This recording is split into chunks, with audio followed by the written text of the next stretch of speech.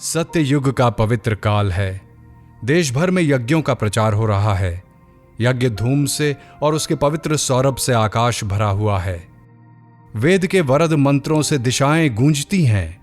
यज्ञ का हवि ग्रहण करने के लिए स्वर्ग से देवगण पृथ्वी पर उतरते हैं। पवित्र और आनंदमयी वाद्य ध्वनि से समस्त जीव प्रफुल्लित हो रहे हैं। यज्ञकर्ता यज्ञ की पूर्णाहुति होने पर परम श्रद्धा से ऋत्विक गण को दक्षिणा बांटते हैं। आकांक्षा रहित होकर सात्विक यज्ञकर्ता वेद विधि का पूर्णतया पालन करते हुए समस्त कार्य संपादन करते हैं। ऐसे पवित्र युग में ऋषि वाजश्रवा के सुपुत्र उद्दालक मुनि ने विश्वजित नामक एक यज्ञ किया। इस यज्ञ में सर्वस्व दान करना पड़ता है।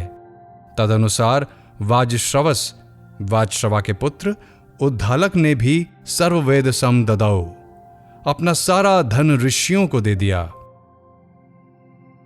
ऋषि उद्दालक के नचिकेता नामक एक पुत्र था।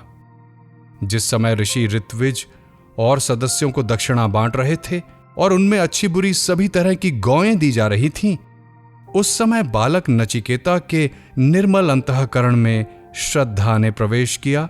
नचिकेता ने अपने मन में सोचा, पीतोदका जगत तृणा दुग्ध दोहा निरीन्द्रिया आनंदा नाम ते लोकास्तितांस गच्छति ताददत। जो गौएं अंतिम बार जल पी चुकी हैं, घास खा चुकी हैं और दूध दुहा चुकी हैं, जो शक्तिहीन अर्थात गर्भ धारण करने में असमर्थ हैं, ऐसी गायों को जो दान करता है वह उन लोगों को प्राप्त होता है जो आनंद से शून्य हैं।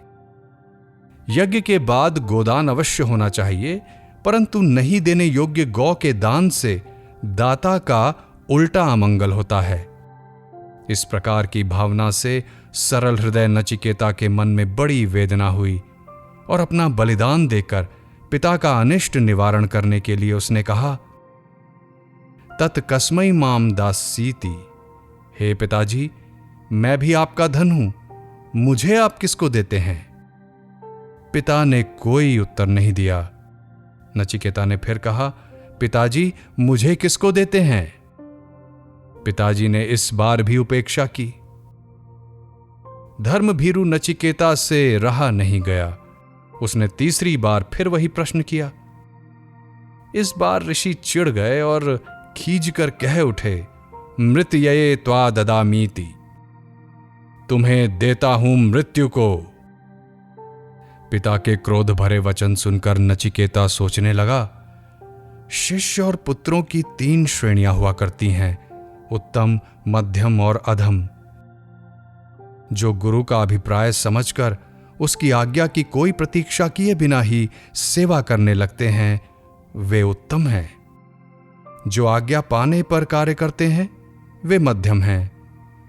और जो गुरु का अभिप्राय समझ लेने और आज्ञा सुन लेने पर भी गुरु की इच्छा अनुसार कार्य नहीं करते, वे अधम कहलाते हैं। मैं प्रथम श्रेणी में चाहे ना हूं, पर दूसरी में तो अवश्य हूं। मैं अधम तो कदापि नहीं हूं। मुझ सरी के गुण संपन्न पुत्र को पिताजी ने न मालूम क्यों यम को दे दिया। मृत्यु देवता का मुझसे क्या प्रयोजन सिद्ध होगा? संभवतः पिताजी ने क्रोध के आवेश में आकर ऐसा कह दिया, परंतु जो कुछ भी हो, पिताजी का वचन असत्य नहीं होना चाहिए। ऐसा विचार कर उसने यमराज के यहां जाने का निश्चय कर लिया।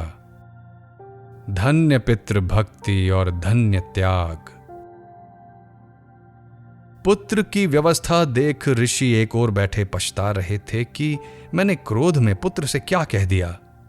इतने में ही नचिकेता ने पिताजी के पास जाकर कहा, अनुपश्य यथा पूर्वे प्रतिपश्य तथा परे सस्यमिव मर्त्यः पच्यते सस्यमिवा जायते पुनः। हे पिताजी, अपने पूर्वजों का व्यवहार देखिए, इस समय के साधु पुरुषों का व्यवहार देखिए। उनके चरित्रों में न कभी पहले असत्य था और न अब है। असाधु लोग ही असत्य का आचरण किया करते हैं, परंतु उस असत्य से कोई अजर अमर नहीं हो सकता। मनुष्य अनाज की तरह जरा जीर्ण होकर मर जाता है और अनाज की तरह ही कर्मवश पुनः जन्मता है। अतएव इस अनित्य संसार में मिथ्या आचरण से क्या प्रयोजन है? आप अपने सत्य का पालन कर मुझे यमराज के पास जाने की आज्ञा दीजिए। पिता को बड़ा दुख हुआ, परंतु पुत्र की सत्यपरायणता देखकर ऋषि ने आज्ञा दे दी। नचिकेता ने पिता के वचनों को निभाने के लिए यम सदन की ओर प्रयाण किया। निर्भीक चित्त नचिकेता ने पिता की आज्ञा अनुसार यमराज के घर पर आकर पता लगाया तो मालूम पड़ा कि यमराज बाहर गए हुए हैं। नचिकेता को 3 रात्रि तक अन्न जल ग्रहण किए बिना यमराज की प्रतीक्षा करनी पड़ी। तीसरे दिन यमराज के लौटने पर घर के लोगों ने यमराज से कहा, साक्षात अग्नि ही ब्राह्मण अतिथि के रूप में घर में प्रवेश करते हैं। साधु गृहस्थ उन अतिथि रूप अग्नि के दाह की शांति के लिए उसे जल पाद्यार्थ दिया करते हैं। अतएव हे वैवस्वत, आप उस ब्राह्मण बालक के पैर धोने के लिए जल ले आइए। अतिथि 3 दिनों से आपकी बाट देखता हुआ अन्नशन लिए बैठा हुआ है। अतएव आप स्वयं उसकी सेवा करेंगे तभी वो शांत होगा। जिस अल्प बुद्धि पुरुष के घर पर अतिथि ब्राह्मण बिना भोजन किए रहता है, उस मंद बुद्धि की सारी आशा और प्रतीक्षाएं, ज्ञात और अज्ञात वस्तुओं के प्राप्त होने की इच्छाएं, उनके संयोग से प्राप्त होने वाला फल, उसकी संपत्ति, पुत्र, पशु, सत्य भाषण, यज्ञ और सारे पूर्त अर्थात कुएं, तालाब, धर्मशाला आदि बनाने का पुण्य नष्ट हो जाते हैं। इस बात को सुनकर यमराज जल से भरा हुआ स्वर्ण कलश लेकर दौड़े और अतिथि नचिकेता को पाद्यार्थ देकर आदरपूर्वक कहने लगे, हे ब्राह्मण, तुम नमस्कार करने योग्य अतिथि होकर मेरे घर में 3 दिन से बिना कुछ खाए पिए पड़े हो। तुमको नमस्कार है और इससे मेरे दोष की निवृत्ति होकर मेरा कल्याण हो। मुझसे बड़ा अपराध हुआ है। अतएव तुम प्रत्येक रात्रि के लिए 1-1 वर के हिसाब से कुल 3 वर मुझसे मांग लो। यमराज के द्वार पर 3 दिन तक अतिथि भूखा पड़ा रहे। कितना बड़ा अपराध! प्राचीन भारत में अतिथि सेवा गृहस्थ का सबसे आवश्यक कर्म माना जाता था। धर्मशास्त्रों में लिखा है कि अतिथि को साक्षात नारायण मानकर उसकी सेवा करनी चाहिए। जो गृहस्थ अतिथि सेवा से शून्य है, उसके समस्त शुभ कर्मों को वह भूखा अतिथि ले जाता है। यमराज की बात को सुनकर सदा संतुष्ट नचिकेता ने यह सोचकर कि पिता को सुख पहुंचाना ही पुत्र का सबसे पहला कर्तव्य है, यमराज से पहला वर मांगा। हे मृत्यो, 3 वरों में से मैं प्रथम वर यही मांगता हूं कि मेरे पिता मेरे प्रति शांत संकल्प, प्रसन्नचित्त और क्रोध रहित हो जाएं, और जब मैं यहां से लौटकर आपके घर जाऊं तो वे मुझे पहचान कर मुझसे प्रेम से बातचीत करें। यमराज ने तथास्तु कहकर फिर कहा कि मेरे द्वारा तुम्हारे वापस लौट जाने पर तुम्हारे पिता पहले की भांति तुम्हें पहचान लेंगे। मृत्यु के मुख से छूटे हुए तुमको देखकर वे सुख से सोएंगे और उनका क्रोध शांत हो जाएगा। पितृभक्त बालक की पहली कामना पूर्ण हुई।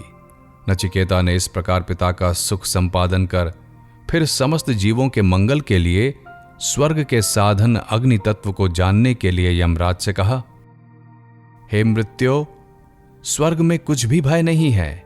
वहां न आप यानी मृत्यु हैं, न किसी को बुढ़ापे का भय है।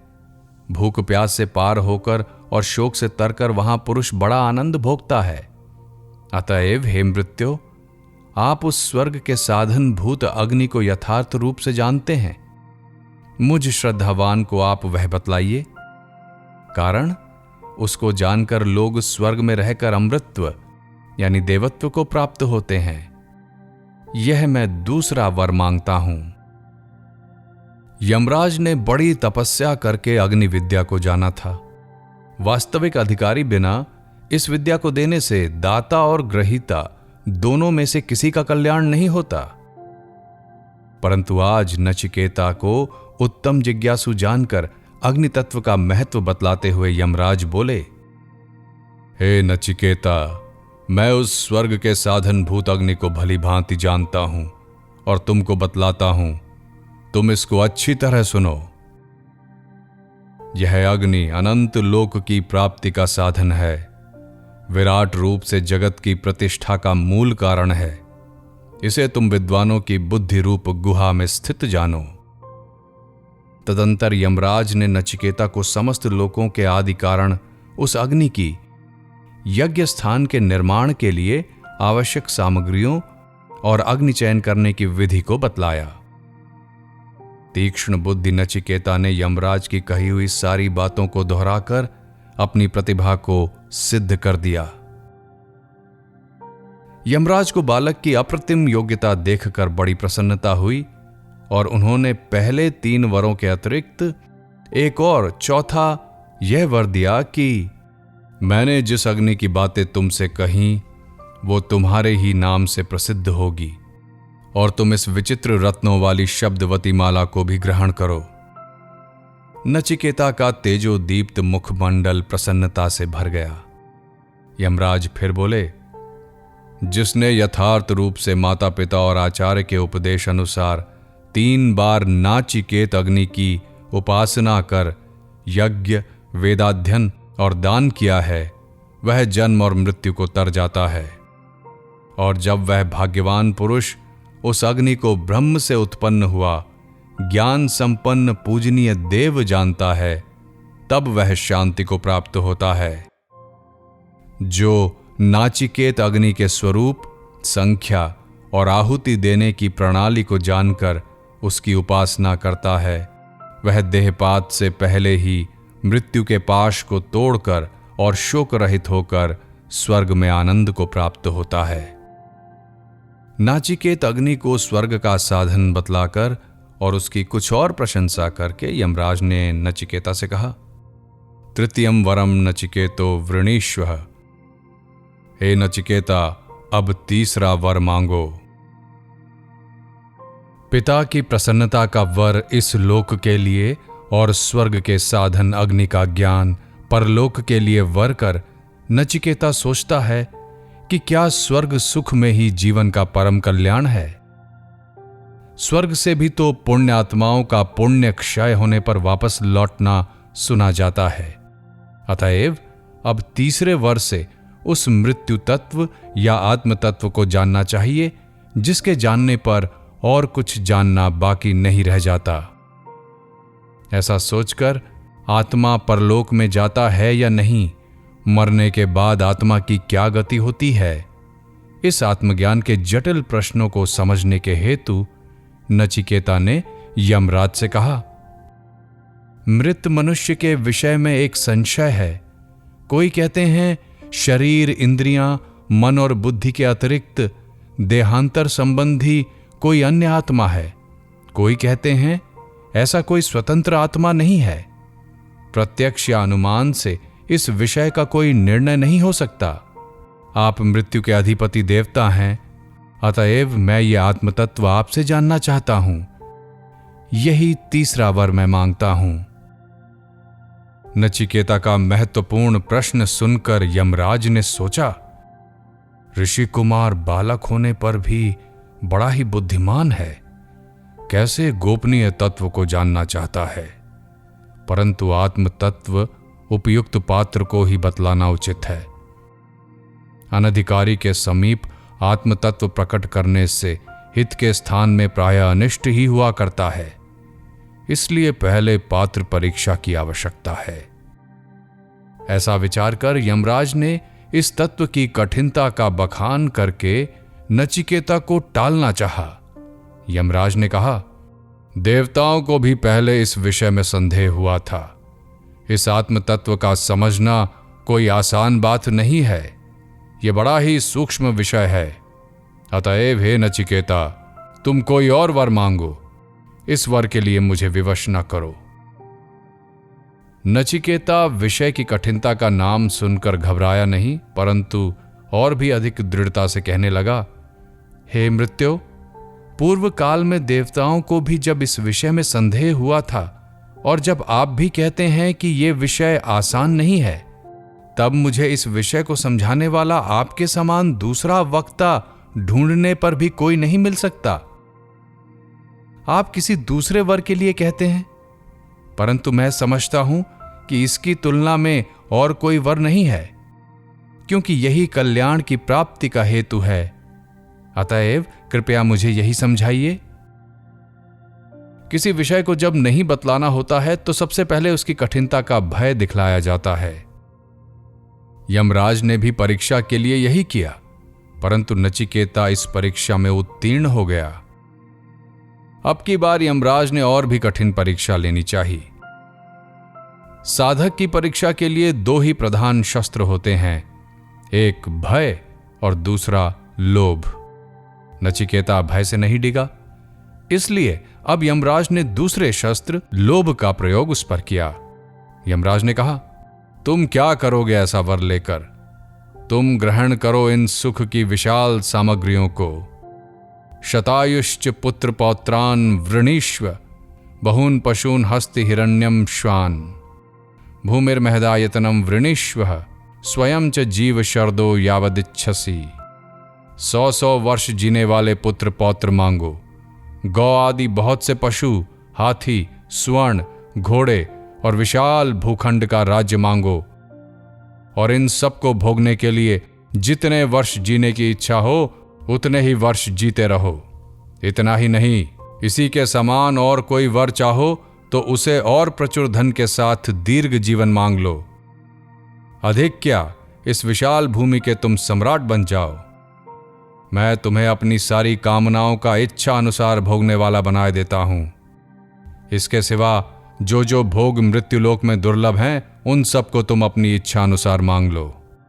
ये रथों समेत और वाद्यों समेत जो सुंदर रमणियां हैं, ऐसी रमणियां मनुष्यों को नहीं मिल सकती।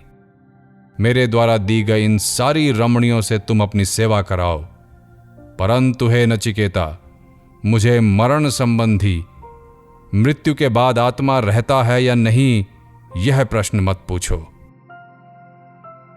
संसार में ऐसा कौन है जो बिना चाहे इतनी भोग सामग्रियों और उनके भोगने के लिए दीर्घ जीवन व्यापी सामर्थ्य प्राप्त होने पर भी उन्हें नहीं चाहेगा? परंतु विचार और वैराग्य की उच्च भूमिका पर पहुंचा हुआ नचिकेता अटल और अचल है। यमराज के प्रलोभनों का उसके मन पर कोई असर नहीं हुआ। नचिकेता ने कहा, हे मृत्यु, आपने जिन भोग्य वस्तुओं का वर्णन किया है वे कल तक रहेंगी या नहीं, इसमें भी संदेह है। ये मनुष्य की सारी इंद्रियों के तेज को हरण कर लेती हैं।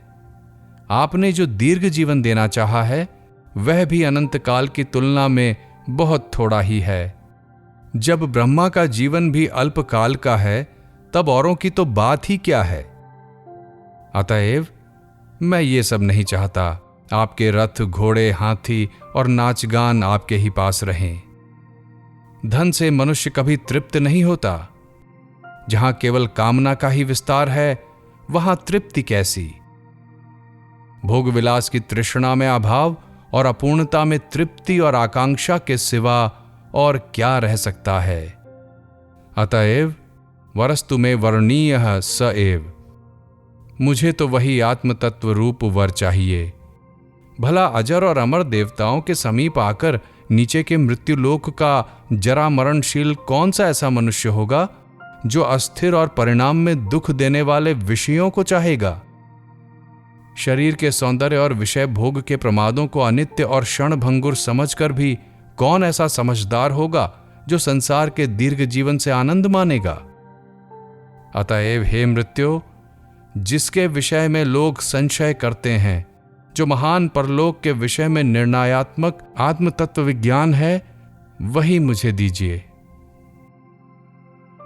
यह आत्म तत्व संबंधी वर गूढ़ होने पर भी नचिकेता इसके सिवा दूसरा अनित्य वर नहीं चाहता। इस अग्नि परीक्षा में भी नचिकेता उत्तीर्ण हो गया। यमराज ने अब नचिकेता को आत्मज्ञान का पूर्ण अधिकारी समझा।